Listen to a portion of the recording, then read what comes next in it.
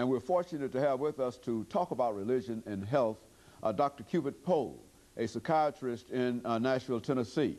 And of course, Dr. Poe, let me welcome you to the show this morning. Very good to be here. And of course, Dr. Poe, you know, we've had you on a number of occasions, and each time you bring us such excellent information.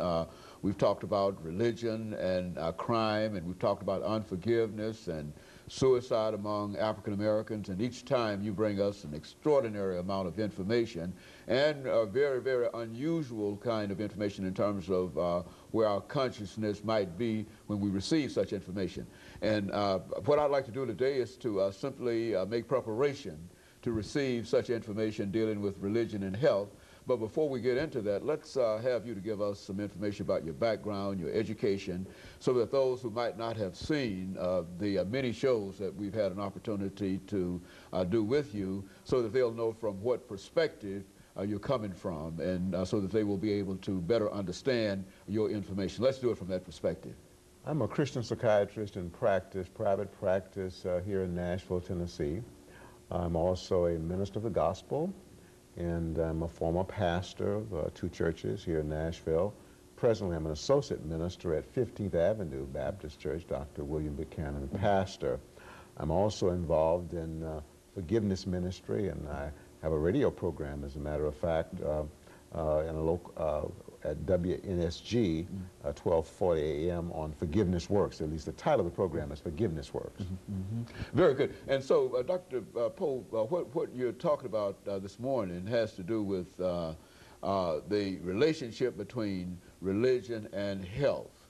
Now, exactly how do you develop such a relationship? I mean, how do you start a topic such as this, religion and health? Well, I think we need to start with a definition of religion. Religion is essentially one's relationship with God, and usually that's expressed in a particular way. For example, Catholics, persons who are Catholic, express their relationship with God through attending Mass.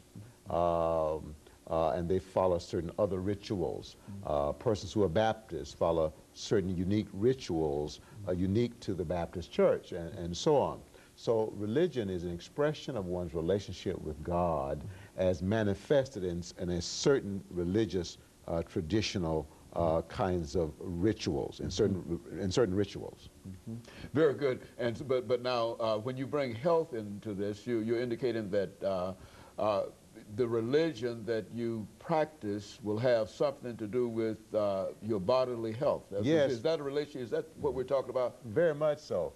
As a matter of fact, the research now has shown over the last 15 years, Dr. Haney, that people who pray on a regular basis, people who attend a place of worship, church, synagogue, or temple on a regular basis, meaning once or more a week, these people have better mental health, they have better physical health, they live longer, they have better functioning immune systems. Therefore, when they do get sick, they recover faster. So we know now, based on many studies, as a matter of fact, in the last century, there was a total of about 1,200 studies done in the area of religion and health.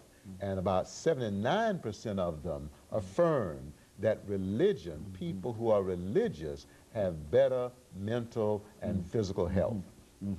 And so the research has already been done, but somehow we've moved beyond that, and we've not recognized that relationship in modern society. Is that what would that be a fair assessment? Well, the research, there have been a number of studies now that affirm that religion improves health, and that religion helps to protect against illness. In other words, if I'm religious, that decreases my likelihood of developing depression.